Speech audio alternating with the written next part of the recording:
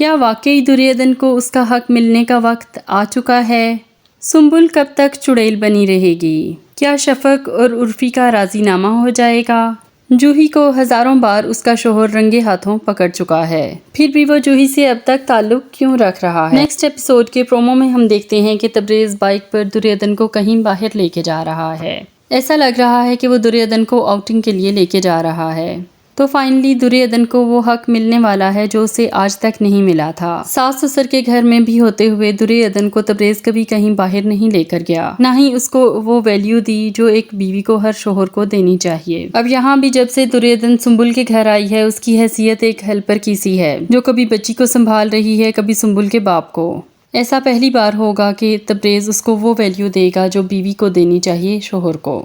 یہ بات یقیناً سنبل کو پتہ چل جائے گی اور وہ یہ ہرگز برداشت نہیں کر سکے گی۔ ہمیں تو سمجھ نہیں آ رہا کہ سنبل کو کیوں زندہ رکھا گیا ہے۔ اگر اس نے سدھرنا تھا تو اس کے سدھرنے کے لیے یہ ایکسیڈنٹ کافی ہونا چاہیے تھا۔ کیا ہمیں 50 ایپیسوڈز مزید دیکھنی پڑیں گی اس ڈرامے کی سنبل کے ٹھیک ہونے کے لیے؟ کیونکہ اب اور کچھ تو سٹوری میں بچا نہیں، لگتا یہی ہے کہ سنبل کو بعد میں اچھا بنانا ہے۔ اصولاً یہ جو ایکسیڈنٹ والا ٹائم تھا، یا تو اس وقت سنبل کو مر جانا چاہیے تھا یا سنبل اور تبریز کی طلاق ہو جانی چاہیے تھی، یا پھر دریودھن اور تبریز کی طلاق کرواتے اور دریودھن کی عرفی سے شادی کرتے۔ کہانی ایک بے ہنگم سے انداز میں آگے بڑھ رہی ہے۔ عرفی اور شفق جن کی طلاق نہیں ہونی چاہیے تھی ان کی کروا دی گئی ہے، اور جہاں جوہی اور اس کے شوہر کی ہونی چاہیے تھی وہ نہیں کروائی گئی۔ جوہی مزے سے اپنے عاشق کے ساتھ گل چھڑے اڑاتی رہتی ہے۔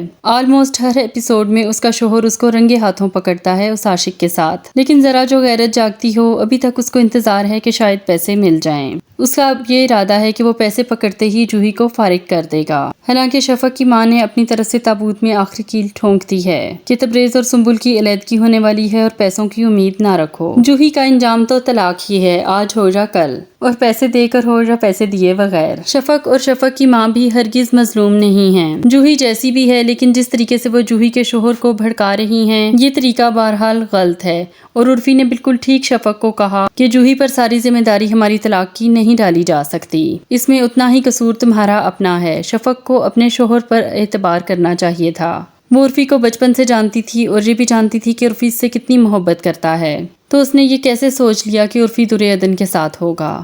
اب شفق کے ہاتھ میں سوائے پچھتاووں کے کچھ نہیں ہے، اور یقیناً طلاق پکی ہو چکی ہے کیونکہ ایپیسوڈز میں کئی مہینے گزار دیے گئے ہیں۔ اب دیکھتے ہیں کہ شفق کی شادی اینڈ پہ جوہی کے شوہر سے ہوتی ہے تو یہ بھی بہت ہائی قسم کا مس میچ ہی ہوگا۔ عرفی اور شفق کی صلح کی کوئی صورت ابھی تک ہمیں نہیں دکھائی گئی، اور ڈرامے میں یہی شو کیا گیا ہے کہ پکی 3 طلاقیں ہو چکی ہیں۔